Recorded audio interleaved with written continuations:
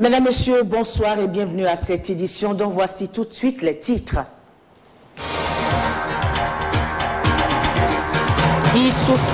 Issoufou Mahamadou à Cotonou pour une visite de travail. Le chef de l'État nigérien et son homologue béninois Boniaï ont officiellement lancé les travaux de réhabilitation de l'axe Cotonou-Parakou. Également au menu des échanges, le projet de la boucle ferroviaire. Mobilisation des responsables de la Société nationale des eaux du Bénin contre les actes de vandalisme.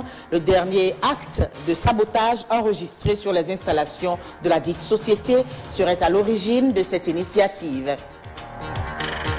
Le PNUD, préoccupé par l'organisation des législatives d'avril 2015, une délégation du Programme des Nations Unies pour le développement était à la HAC pour s'enquérir des besoins du Bénin dans l'organisation de ces élections.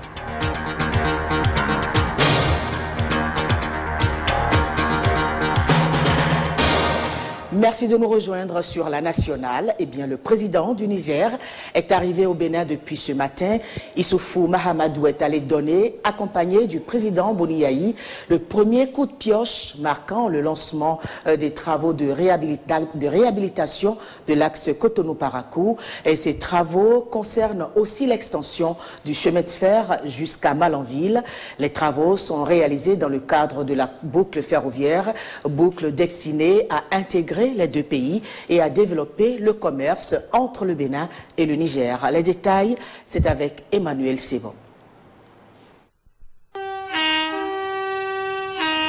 Le train qui siffle annonce des jours nouveaux dans le secteur ferroviaire autant du Bénin que du Niger. Le train qui siffle transporte deux chefs d'État, ceux du Bénin et du Niger, pour donner le coup d'envoi des travaux de réhabilitation du chemin de fer Cotonou-Parakou avec extension jusqu'à Malanville afin de réaliser la jonction à Gaïa. Il est le symbole de l'intégration, laquelle se matérialise dans le domaine des transports à travers le vaste projet boucle ferroviaire mis en œuvre en mode partenariat public-privé. Le principal financier de cette vision, c'est le groupe Bolloré, qui apporte également son expertise et son professionnalisme. Du côté du Niger, la pose des rails est très avancée et Bolloré promet le même rythme de travail ici au Bénin, suivant les standards internationaux. Un certain nombre d'impératifs techniques ont été demandés par les autorités des deux pays. Nous les respecterons. Bien évidemment, l'écartement des voies a été évoqué. Nous irons vers le respect du standard international. Le président de la République du Bénin a souhaité que, très rapidement, sans interrompre le fil du rail, le groupe Bolloré prenne ses responsabilités et se lance dans cette partie de l'équipement du réseau. Ce sera fait. Les engagements que je prends ici devant deux chefs d'État, des membres de gouvernement, devant vous tous, surtout, qui attendez ce train depuis longtemps, eh bien, nous ne vous décevrons pas. Vous pourrez compter sur le groupe Bolloré. Nous ne sommes pas des amateurs, nous sommes des professionnels, nous le démontrons. Nous sommes aussi très attentifs au bien-être des populations et vous avez vu, une image vaut 10 000 mots, que les Blue Solutions apportent une qualité de vie aux gens qui sont sur cet itinéraire du chemin de fer. La réalisation de la boucle ferroviaire répond à la volonté des deux chefs d'État de conduire leurs pays respectifs au développement en assurant l'intégration des peuples et des économies, la fluidité des personnes, des biens, des services et des capitaux. Bref, c'est un combat pour l'unité prôné par des héros comme le roi Guézo. Le président Kwame Nkrumah est repris aujourd'hui par des dirigeants africains engagés. C'est un grand pas qui est posé vers la réalisation de cette boucle ferroviaire très attendue, historique pour le Niger qui depuis 80 ans attend l'arrivée du train à Niamey. Nous ne pouvons pas atteindre nos objectifs de manière isolée. Nous ne pouvons pas atteindre nos objectifs sans unir nos forces, sans mutualiser nos moyens. C'est ce que nous sommes en train de faire. Nous voulons faire l'intégration africaine. Nous voulons construire l'Afrique, non pas en nous isolant derrière nos frontières, mais en nous donnant la main par-dessus les frontières. Et le projet qui fait l'objet de lancement de travaux aujourd'hui ici à Cotonou en est une parfaite illustration. J'apprécie le leadership de mon frère et ami, le président Yahi Boni, qui a joué un rôle central dans la promotion de ce projet de boucle ferroviaire, projet qui répondra, le ministre Roussel l'a dit tout à l'heure, à toutes les normes techniques modernes qui sont en vigueur dans le secteur des chemins de fer. 5 pays sont concernés par la boucle ferroviaire. Il s'agit, outre le Bénin et le Niger, du Togo, de la Côte d'Ivoire et du Burkina Faso. Aujourd'hui, il ne s'agit plus d'un rêve, mais d'une réalité qui se laisse découvrir étape après étape. Car il faut le rappeler, c'est dans le cadre de ce projet que la gare centrale de Cotonou a été entièrement rénovée. Et c'est toujours dans le cadre de la boucle ferroviaire que des Blue Zones sont en construction, comme celle de Zongo. Elles seront d'ailleurs installées, ces Blue Zones, le long du trajet, pour rapprocher des populations divers services, entre autres énergie, eau et Internet. C'est là la vision entérinée par ailleurs par la CEDEAO. Comme l'a dit mon cher frère, le président Issoufou, c'est un grand jour pour nous. Il a si bien dit. Il a touché le cœur des uns et des autres en parlant de l'espoir affiché par le peuple nigérien qui, pendant 80 ans, a attendu ce train. Je pense, c'est un jour inoubliable. Et les actes que nous posons en ce moment sont déjà rentrés dans l'immortalité, parce que non périssables. L'histoire nous donnera raison, quelles que soient les difficultés auxquelles nous sommes confrontés. Monsieur le Président, le peuple béninois a toujours souhaité la renaissance des rails, parce que sans les rails, point de développement. Il s'est fait que ce jour où nous nous sommes retrouvés au Burkina en présence de nos chers collègues, nous avons juré la main sur le cœur, ensemble, rénover totalement, ou j'allais dire, rebâtir ce méga projet du siècle que nous appelons la boucle ferroviaire Abidjan, Ouagan, Niamey, Parakou, Cotonou, Lomé. C'est l'un des projets reconnus, des projets du siècle reconnus au sein de la CEDEAO, en appui avec bientôt cette autoroute qui se prépare et qui doit relier Lagos à Accra, donc en passant par Cotonou, Lomé, Accra et Abidjan naturellement. Donc, l'autoroute qui doit relier Lagos à Abidjan. Nous en avons dans notre portefeuille. Monsieur le Président, on vous connaît comme un homme de développement. Mes chers amis, ce que le Président a dit m'engage. Et il a traduit fidèlement ce que nous avons arrêté jusqu'ici. Nous sommes tous convaincus que aujourd'hui, cette boucle ferroviaire, d'une manière générale et d'une manière particulière, le tronçon Niamey, Cotonou, Lomé, et ce tronçon s'inscrit parfaitement, je dis bien parfaitement, dans cette vision, celle qui doit mettre en relief ces grands projets que nous appelons de tous nos voeux. Un projet mobilisateur avec le tronçon. Mobilisateur parce qu'il s'agit d'un grand nombre d'États indépendants qui ont décidé d'améliorer les conditions de vie de nos populations. Je le répète, la Côte d'Ivoire, le Burkina, le Niger, le Bénin et le Togo. Mobilisateur parce que, eh bien, animé par un consortium diversifié, dans le cœur, où j'allais dire, le rôle fondamental est joué par le groupe Bolloré, reconnu par la diversité de ses relations, le professionnalisme et la compétence. Mobilisateur parce que intégrant également le secteur privé sous-régional, béninois, nigériens et d'autres. Merci aux privés qui veulent nous accompagner. Aux privés qui veulent nous accompagner, c'est très important. Et ces privés, vous les connaissez. Au Bénin, par exemple, on est en train de parler de notre cher compatriote Samuel Dossou, par exemple. Je suis sûr qu'au Niger, il y en a un. Le président est en train de faire la promotion du projet, et comme partout ailleurs également.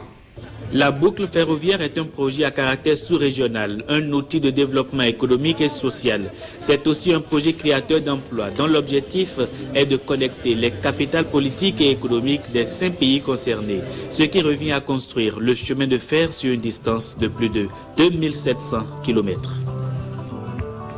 Le ministre Benoît Degla est de retour ce jeudi parmi les siens après être évacué en Afrique du Sud suite à un accident de circulation.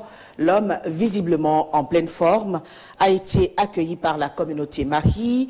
Il rend grâce à Dieu Tout-Puissant et remercie tous ceux qui l'ont soutenu en ces moments très difficiles.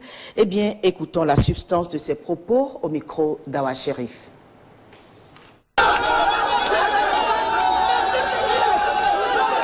Depuis 45 jours, j'étais en Afrique du Sud pour des soins. Et en pareille circonstance, lorsqu'on revient chez soi, c'est une émotion forte, une joie immense qui devait m'animer. Ça doit être un moment d'intense grâce pour tous les bienfaits du Tout-Puissant. Vous savez, j'arrive... Et vous le sentez peut-être dans ma voix un peu bouleversée, puisque c'est seulement hier soir que j'ai appris que mon garde du corps, une partie de moi, s'en est allé dans l'accident. C'est vrai. Et pour nous les chrétiens, on dit que tout concourt au bien de ceux qui aiment Dieu. C'est Dieu qui a donné, c'est Dieu qui a repris. Gado est venu remplir une mission. Dieu est miséricordieux, mais c'est lui le souverain. Il a pensé qu'il a fini de remplir la mission, il l'a rappelé à ses côtés. Il reste seulement que nous prions pour que son âme repose en paix. Quant à moi, vous me voyez, je suis en pleine forme. Je ne suis pas handicapé physique. Je n'ai pas été estropié, je n'ai pas eu les jambes coupées. Je suis revenu, vous me voyez, dans mon physique, rien n'a changé. C'est l'œuvre de Dieu qui s'est manifestée à travers ma personne. Et je ne saurais, en la circonstance, trouver les mots justes pour demander sa grâce. Bien qu'étant là-bas, j'ai reçu toutes les informations, les prières, la mobilisation spirituelle. Cela m'est allé droit au cœur. J'étais en féliciter mon peuple, le peuple béninois. Et je pense que, revenu au pays, Dieu me donne une nouvelle vie. C'est tellement une nouvelle mission. Et cette mission, je dois pouvoir l'accomplir. Comment pouvoir remercier le Seigneur sans remercier celui-là par qui il est passé pour que je me sois retrouvé à l'Afrique du Sud. Je veux parler du chef de l'État, le président Yaya Boni, qui dès les premières minutes de l'accident a pris toutes les dispositions pour que je me retrouve à Cotonou, pour me retrouver après à Pretoria. Et vous avez vu en 45 jours le miracle.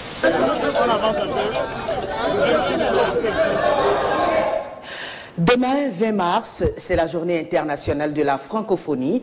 Le Bénin, en communion avec tous les pays francophones du monde, commémore cette journée. Thème choisi cette année, jeunes, environnement et climat. Eh bien, ce thème vise à sensibiliser la jeunesse sur les défis environnementaux et son rôle dans la lutte contre la dégradation de l'environnement. À la veille de cette célébration, le ministre des Affaires étrangères a délivré un message à la nation, suivant l'essentiel de ses propos au micro de Florine Zouji. Le 20 mars de chaque année, notre cher pays, la République du Bénin, célèbre la journée internationale de la francophonie. L'Organisation internationale de la francophonie met encore au cœur de cette célébration les jeunes à travers le thème Jeunes, environnement et climat. Le gouvernement du Bénin saisit donc l'opportunité de cette célébration pour affirmer sa solidarité avec tous les pays en proie à des situations d'insécurité, notamment le Mali, la République centrafricaine, le Nigeria, le Tchad, le Niger ou encore le Cameroun, qui font face au terrorisme du groupe terroriste Boko Haram. Cette même solidarité va à l'endroit des pays victimes de l'épidémie de la fièvre hémorragique à virus Ebola, ainsi que ceux victimes des crises et autres catastrophes naturelles. Le gouvernement béninois a déjà inscrit depuis bientôt 3 ans dans son programme d'action le projet 10 millions d'âmes, 10 millions d'arbres, qui se trouve à sa phase décisive. Il ne reste qu'à responsabiliser et à engager davantage les jeunes pour porter loin cette initiative en vue de faire du Bénin un pays modèle dans le concert de tous les pays de l'espace francophone. Il me plaît aussi de citer quelques résultats des actions que nous avions menées ensemble au sein de l'espace francophone. Sur le plan culturel, je voudrais évoquer le prix des 5 continents de la francophonie, le fonds de soutien à la circulation du spectacle vivant et des arts visuels. Je terminerai mes propos par un appel à tous, en particulier aux jeunes écoliers, élèves, étudiants, apprenants, afin que, d'une seule voix, nous intensifions nos efforts en faveur d'une mobilisation plus accrue autour des valeurs et idéaux de la francophonie. Bonne fête à toute la famille francophone du monde entier et du Bénin en particulier. Les députés ont procédé à la ratification de 2 accords de prêt. Le premier concerne le pavage de rue et le second le financement du projet de protection de la côte du Bénin. La plénière a eu lieu à Porto Novo au Palais des Gouverneurs. Carmen Toudonou, compte rendu.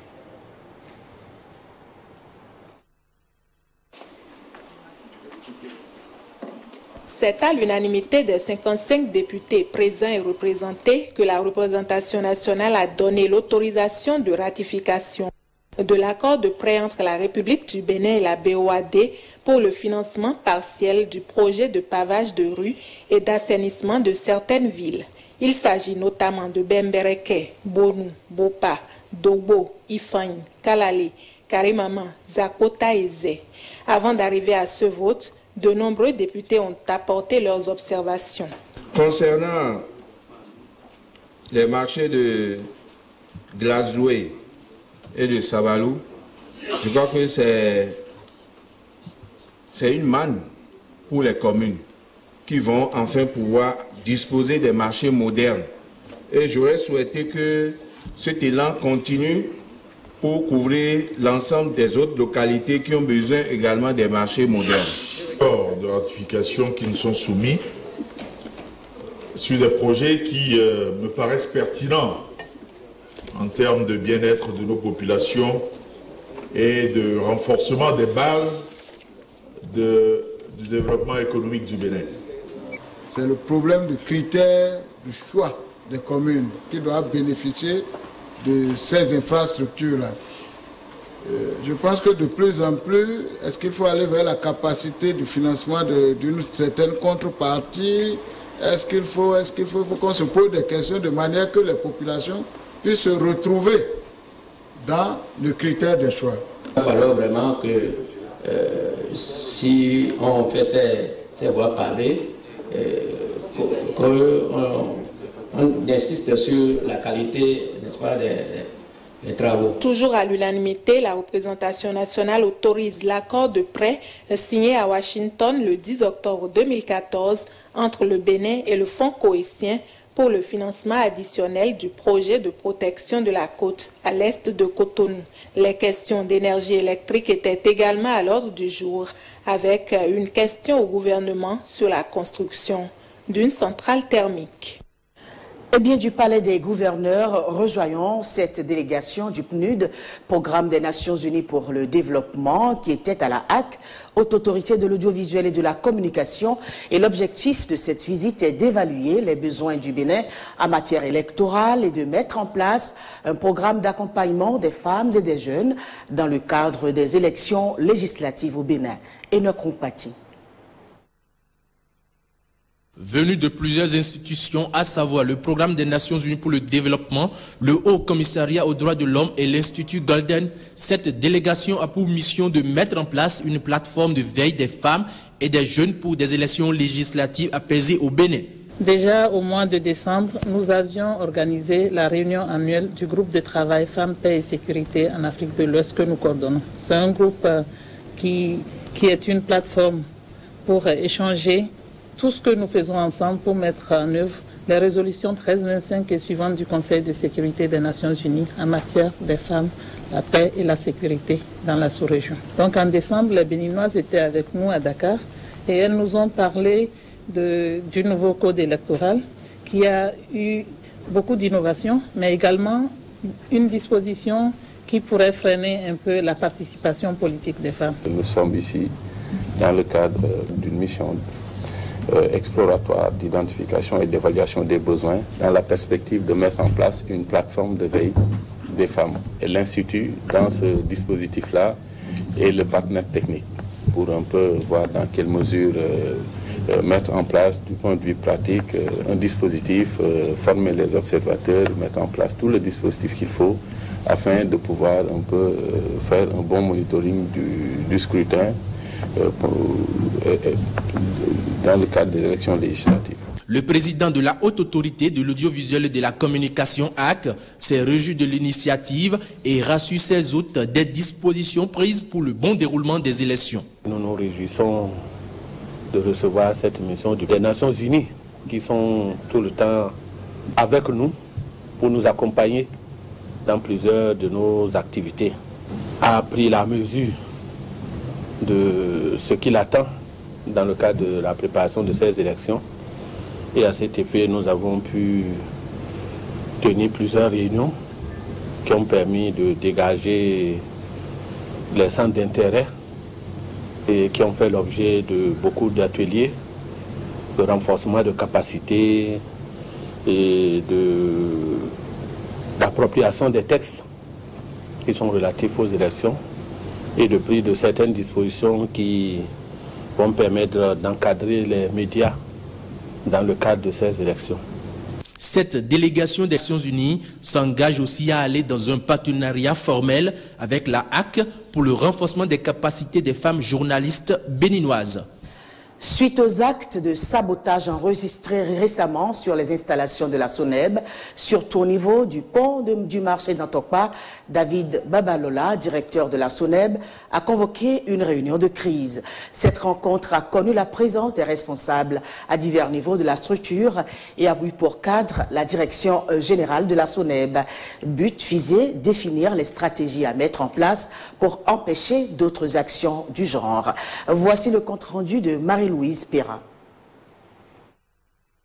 C'est avec regret que la direction générale de la SONEB, Société nationale des eaux du Bénin, constate pour la première fois dans toute son histoire des actes de sabotage sur ses installations. Depuis quelques jours, il est constaté que des individus mal intentionnés aident à la fermeture de certaines bouches d'eau de la SONEB. Cette action provoque ainsi la privation en eau potable d'une partie des clients et consommateurs de la ville de Cotonou. Les différentes interventions que ces individus, pour le moment inconnus, attaquent les organes des différents réseaux de la SONEB, notamment les vannes. Les vannes, c'est des organes de section qui sont des équipements installés dont la position peut être ouverte ou fermée. Seul l'opérateur du réseau, c'est-à-dire le spécialiste, sait quand il faut fermer et quand il faut l'ouvrir. Quand nous fermons une vanne, ça veut dire que nous privons l'eau de continuer son passage. Le risque immédiat, c'est de priver certains quartiers de Cotonou d'eau potable. Le second risque, le plus dangereux, c'est de détruire les infrastructures qui sont des infrastructures obtenues avec les grands efforts de tous les travailleurs, de tous les Béninois d'ailleurs. Parce qu'il faut vous dire que le secteur est un secteur consommateur de finances. La population béninoise est invitée à coopérer avec la SONEB afin de décourager ces actes de vandalisme. Tout individu qui, d'une manière ou d'une autre, constatera que quelqu'un est en train d'opérer sans badge de la SONEB, sans tenue de la SONEB, c'est de vite composer les numéros ci-après. 95, 86, 98, 87 ou le 95, 86, 38, 82 ou encore le 95, 86, 98, 71 ou le 95, 86, 98, 85. Voilà les contacts de la SONEB. Si vous n'êtes pas loin de nos points, comme les stations ou les points de dépannage, je suggère que vous vous rendiez parce que nous travaillons 24 heures sur 24 et il y a toujours des équipes disponibles que vous pouvez renseigner. En attendant la prise d'autres mesures sécuritaires par la Direction générale de la SONEB, la population a le devoir de veiller sur les installations de cette structure pour le bonheur des uns et des autres. Parlons à présent de la société de manutention de véhicules Roro Terminal, une société qui se veut plus performante. Les premiers responsables de la dite entreprise ont eu un dîner d'échange avec leurs clients et ceci en vue de perfectionner le service rendu. C'était à l'hôtel Azalaï, La Plage. Reportage Loris Rounon. Nous sommes en train de lutter avec le GIP actuellement entre 1200 et 2400 pour que les importateurs puissent aller au terminal. Qu'est-ce que Grimadi, au terminal Bénin, est en train de faire pour que les importateurs puissent avoir accès au port avec la SONEMA, que le port bien sûr. On a expliqué que nous sommes en partenariat avec la SOBEMA. Et ce partenariat couvre tout ça là. Comment nous devons faire ensemble pour que les conditions d'accès au port à nos clients et sur nos sites soient les meilleures. Une séance à questions-réponses entre clients et responsables de la société Roro Terminal SA. L'objectif, c'est de lever tous les goulots d'étranglement qui entravent le bon fonctionnement de cette entreprise implantée au Bénin en 2010. Nous avons eu l'occasion pour leur expliquer tout ce que nous leur avons promis. Lorsqu'on a commencé à exercer, nous leur avons fait le point des procédures que nous avons mises en place, des mesures que nous avons mises en place pour la sécurité, pour améliorer la qualité de nos prestations. Les défis sont nombreux, mais l'administrateur de l'entreprise se veut rassurant. Soyez rassurés. On fera en sorte que vous puissiez rester avec nous. Le terrain est ainsi balisé et Roro Terminal SA scelle un nouveau contrat avec sa clientèle pour des résultats plus probants. Cotonou a abrité les 13e journées annuelles de l'Association cotonnière africaine, ACA, une rencontre au cours de laquelle plus de 250 délégations d'experts en coton venus du monde entier ont réfléchi sur le thème « La filière cotonnière, un levier pour la sécurité alimentaire ». Quelles sont les grandes résolutions issues de ce séminaire? Le secrétaire permanent de l'ACA nous en fait le point au micro de Loris Rounon.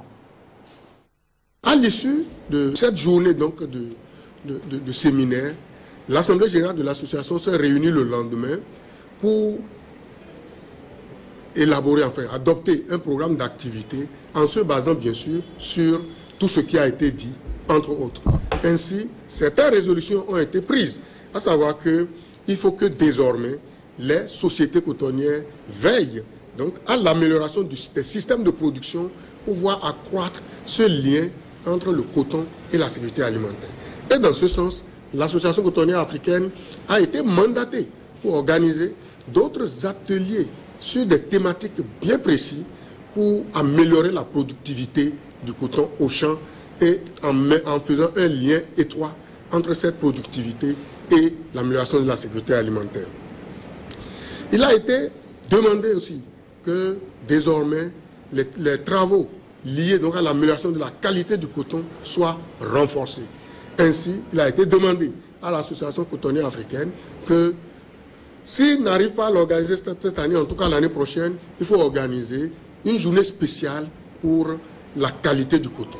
Et demander donc aux acteurs, aux différents acteurs qui interviennent au niveau de la production du coton, de travailler, de veiller désormais à l'amélioration de la qualité du coton, tout en exploitant bien sûr la charte de la qualité qui est déjà élaborée, qui existe entre les producteurs et les égreneurs, afin que le coton africain soit mieux positionné sur le marché international et rapporte plus de devises, donc plus de ressources pour les producteurs à la base.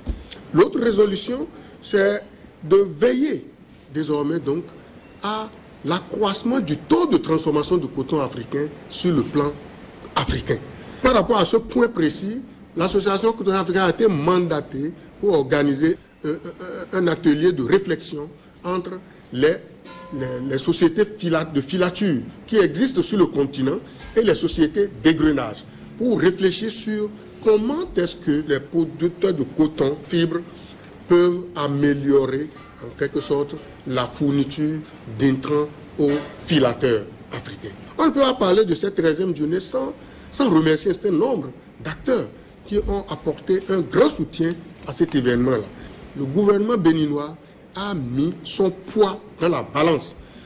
Nous avons été particulièrement séduits par l'apport du gouvernement à l'exécution de cet événement-là.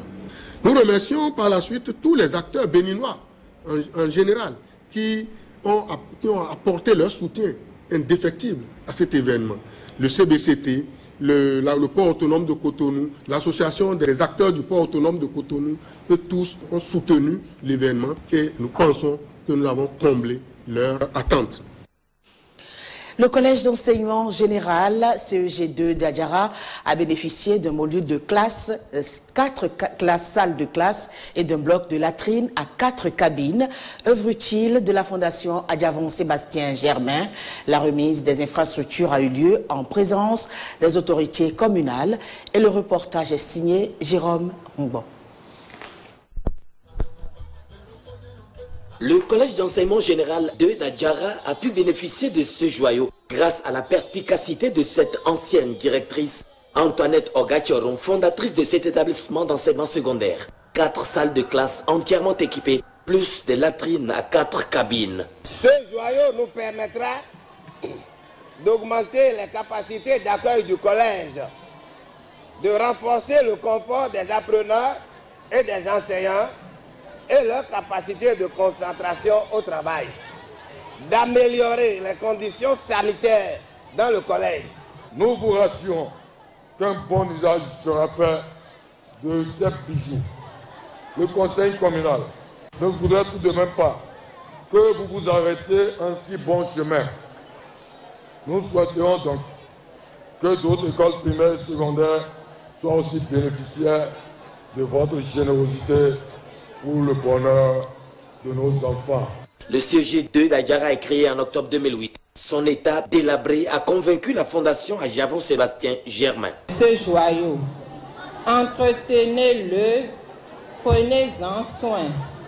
Chers enfants, c'est par l'amélioration de vos résultats scolaires que vous allez prouver à la Fondation Adjavon Sébastien Germain et à vos encadreurs que vous méritez réellement ces infrastructures. Ce joyau qui, dès la rue, menant à notre collège, attire positivement l'attention, nous donne au cœur une joie indicible. Merci à vous de nous l'avoir donné. Cette inauguration consacre un objectif de plus atteint dans le système éducatif au profit de la commune d'Adjara. Le maire de Lokossa veut s'assurer de la bonne réalisation des projets de développement initiés dans le cadre du bien-être de ses populations. Il a effectué ce mardi une descente sur le terrain. Gilles Dansou nous en parle dans le reportage qui suit. Nous demandons à la mairie de Lokossa une délai de 2 mois. Je lui donne même jusqu'à 5 ans pour livrer. Colère et désolation du numéro 1 de la commune de Lokossa, ici sur le chantier de construction de la maison des jeunes de Ouin. Le délai contractuel est largement dépassé. Même constat à l'étape suivante. Les travaux sont à 30% sur la piste Tozoumé, Bedi, Totoga à Tindekpa. Le maire entend remettre les pendules à l'heure. Vous avez un délai contractuel de 5 mois. Et aujourd'hui, vous êtes jusqu'à 4 et vous êtes à ce niveau avec 30%. Et ça encore vous a fait affaire. Vous êtes à 30%, là c'est encore à faire. D'exécution des travaux.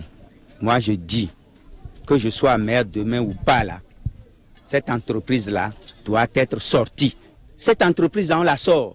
Elle peut finir ses travaux-là dans 50 ans, hein. Moi je m'en fous. Mais désormais, elle ne travaillera plus ici. Par contre, ici, l'entreprise FIFA Group tient la route en ce qui concerne la piste Fongba-Ouin. Les travaux évoluent à 55% déjà. Donc d'ici 1 mois, c'est-à-dire les couches de roulement vont finir. L'entreprise va devoir, c'est-à-dire livrer la piste. Et je crois, ici, si l'entrepreneur continuait dans ce même élan, je crois qu'elle va arriver à terme avec une bonne exécution. Et les techniciens l'ont dit tout à l'heure, c'est un délai de 5 mois et demi pour lui. Et il est déjà à plus de 55%.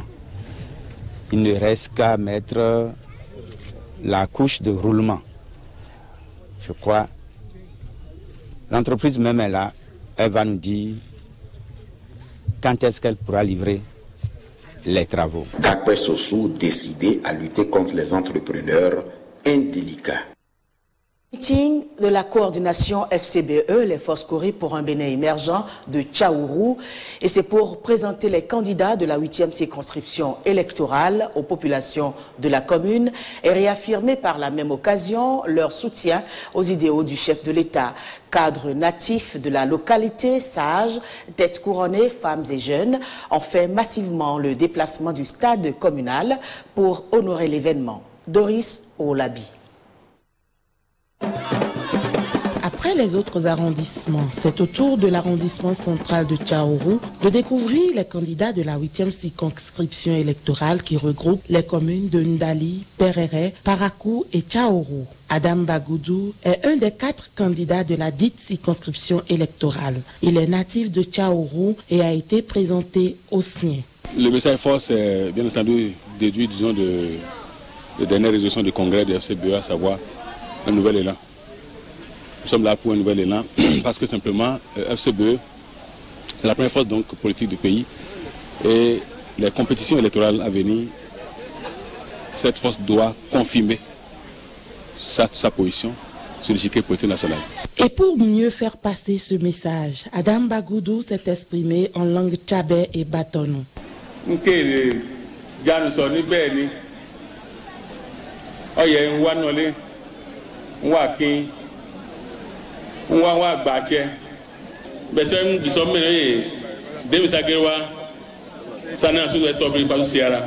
Pour lui, il est indispensable de perpétuer la vision du chef de l'État. La vision du chef de l'État, traduite à travers les forces correspondant Bénin émergentes, cette vision que la vision servie donc de notre pays depuis 2006, et bien cette vision, c'est une exigence de développement que ça se poursuive.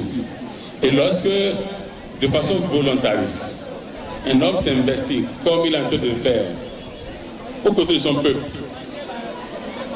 et que, en lieu et place de la reconnaissance de l'encouragement, on prédit que c'est la fin. Nous, les bénéficiaires, nous devons dire ensemble non. Les jeunes de Tchaourou disent être conscients du rôle qui est le leur. Vous savez bien, nous les jeunes, tout se repose sur nous. Nous devons exhorter tout le monde, d'abord à la patience, au courage et au travail. Une détermination des jeunes à accompagner les candidats de la 8e circonscription électorale dans leur combat pour de grandes victoires. La commune de Houéogbe a enregistré la naissance d'un nouveau mouvement, l'Amicale des jeunes démocrates AJD, et c'est un creuset à vocation panafricaine porté sur les fonds baptismaux par les jeunes de Houéogbe et qui ambitionne surtout de faire de cette commune un havre de paix, de gouvernance concertée et de prospérité partagée. C'était à la Maison du Peuple de Houéogbe. Loris Rounon, reportage. AJD, réussite, action, victoire. AJD, ensemble pour une partie unie et forte.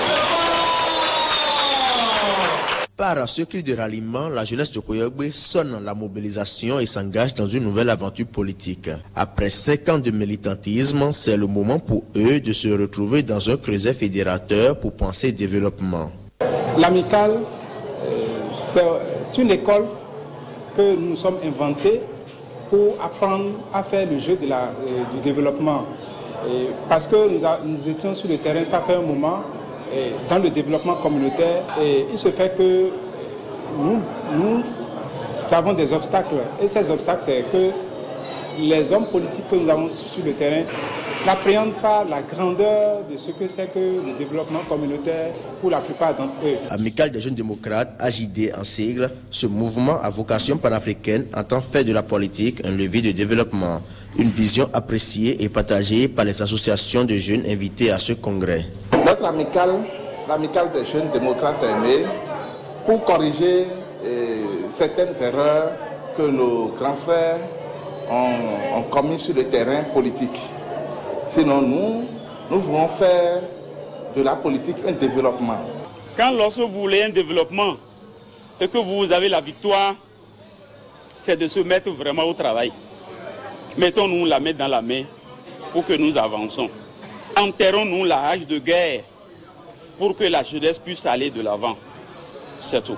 Loin d'un statut de parti politique, l'amicale des jeunes démocrates est constituée par un ensemble de cellules dénommées familles citoyennes.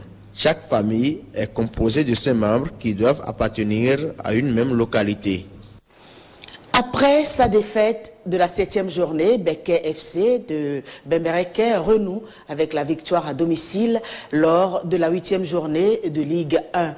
Ayema FC est la victime des locaux qui l'emportent de but à 0. Par 2 fois, Zarifou Tchagao, l'attaquant togolais de Beke, crucifie Ayema, qui était déjà en mal en points dans ce championnat d'élite. Ikililou Gounou Sero pour le compte-rendu. Avant la réception de Ayema pour le compte de la 8e journée de Ligue 1, Beke FC en jaune reste sur 3 victoires pour autant de matchs dans son temple. Pour cette journée, la tradition est encore respectée. Et la victime, cette fois, s'appelle Ayema. Engluée au tréfonds du classement, l'équipe venue d'Adjara avec 2 joueurs sur le banc n'a pas eu les arguments nécessaires pour rivaliser avec Beke. 22e minute, ouverture du score des locaux par leur avançant togolais, Zarifou Tchagao.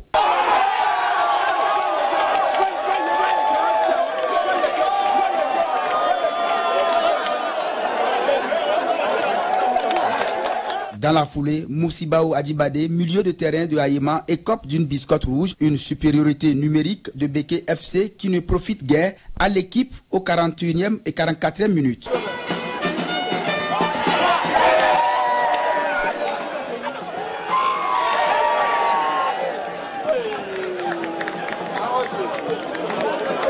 La seconde période de jeu est musclée côté Ayema. Une stratégie des visiteurs qui empêche les jaunes d'imprimer leur suprématie sur la rencontre. Il faut attendre la 90e minute pour voir la 2e réalisation du canonnier togolais Zarifou Tchagao. 2-0 et Beke grappille des places au classement. on a fait l'essentiel. Le match n'a pas été facile parce que l'adversaire vraiment nous a créé beaucoup de problèmes. Il était en place, était un peu plus agressif, plus rapide même. Ils étaient les premiers sur les balles. Ce qu'il faut tout juste retenir, que nous avons réussi à faire l'essentiel, c'est de prendre les 3 points là. Tout c'est pas mal comme match. Nous avons vu, c'est le travail qui paie. Nous sommes entièrement satisfaits par rapport à la prestation des joueurs. Alors c'est quoi l'objectif cette saison pour Béké, qui est un club promu et qui là grappille encore de nouveau dans le classement? Non, nous regardons très loin. Hein. L'objectif, c'est finir champion. Champion de la Ligue A. C'est clair. C'est ça notre objectif. Et vous avez les moyens? Par rapport à ça, nous nous mettons au travail. Les moyens existent. Nous avons les moyens. Nous pouvons. En face, c'est la déception totale. Il n'y a pas de déclaration à faire. Une 4e victoire consécutive à domicile du champion de Ligue 2 qui donne déjà des ambitions à l'ensemble de l'équipe qui rêve d'un sacre final au soir du championnat national de football de Ligue 1. Eh bien, ce mot de football met fin à cette édition, mais avant de nous séparer, les grandes lignes du programme de la soirée. Vous suivrez à 21h15 le magazine Au cœur de l'USS Craqué. À 22h, le feuilleton Le Triomphe de l'amour. À 22h30, la deuxième partie du film Viroponon de la série Les écrans du FAPA. À 23h30, le journal de la nuit. Merci de votre fidélité, mesdames, messieurs, et retrouvez comme d'habitude cette édition sur le site de l'ORTB, www.ortb.bj. Merci et à très bientôt.